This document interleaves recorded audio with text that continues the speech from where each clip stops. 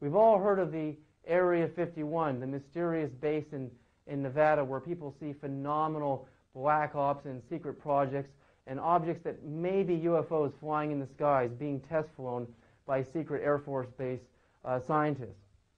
Well, I did some research into the top 4 defense contractors in the United States. You have Boeing, you have SAIC, you have Lockheed Martin, and you have EG&G. EG&G boasts that in 1968, at the NTS rocket station in Nevada, that's the Nuclear Test Site rocket station in Nevada, Phobos 2A, the most powerful nuclear reactor and nuclear propulsion system, is successfully tested. The most powerful nuclear propulsion system ever tested, successful in 1968. So if that was successful in 1968, we can only imagine where that research is today. But NASA doesn't use nuclear propulsion systems, so who is using these technologies and where?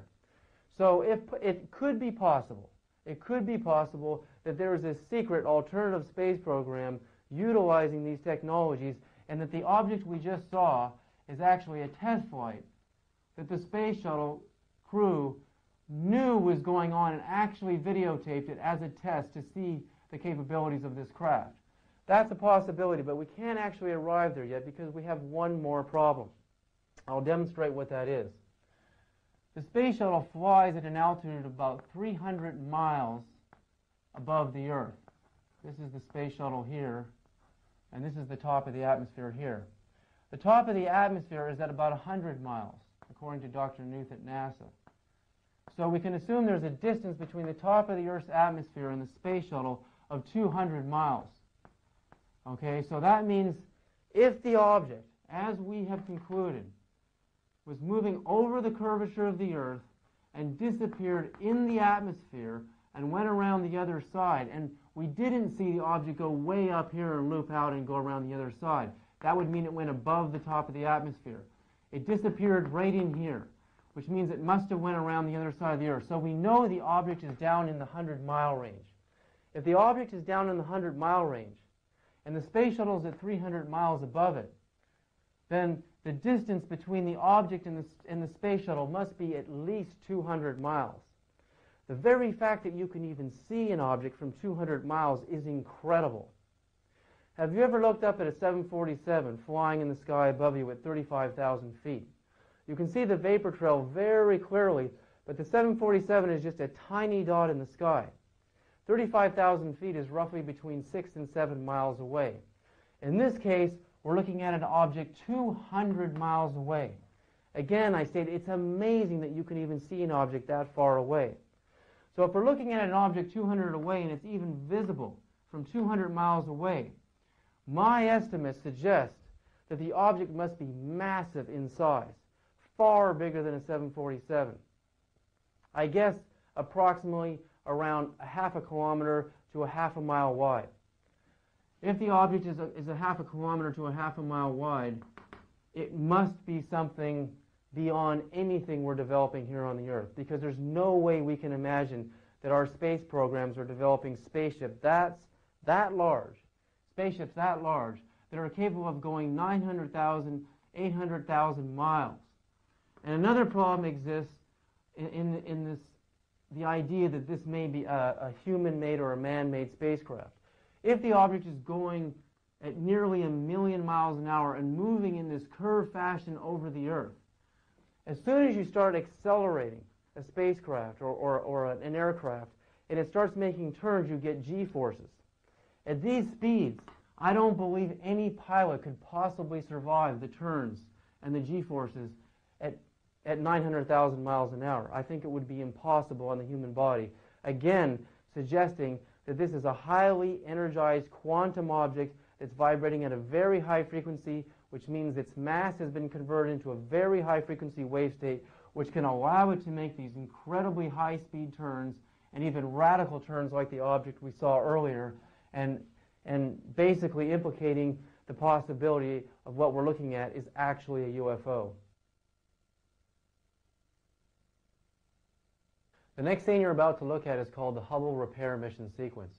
It shows 2 astronauts repairing the Space Hubble telescope.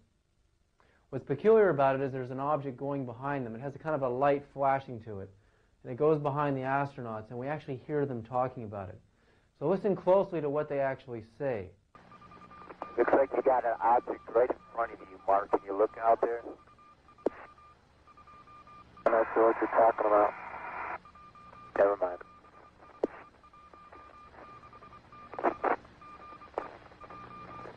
Are we missing something?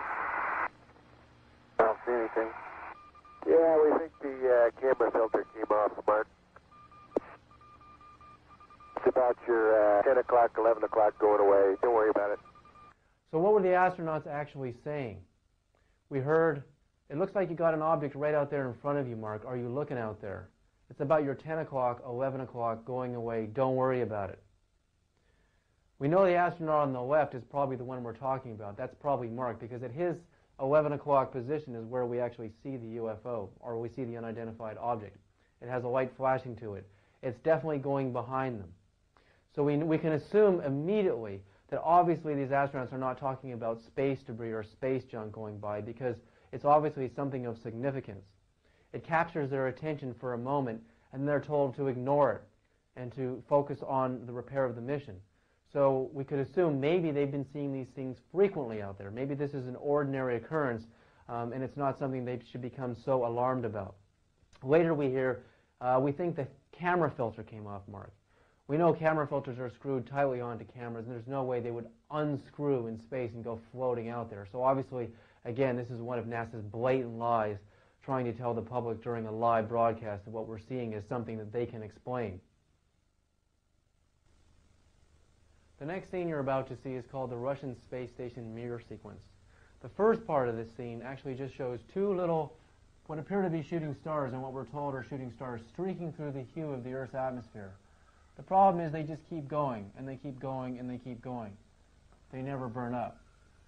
So what's wrong with this scene? They appear to be just meteors, and I shouldn't really even be arguing the point, but I am, for one very specific reason. Meteorites, when they strike the Earth's atmosphere, they're usually very small pieces of rock, maybe this big around, some this big around, and some larger ones.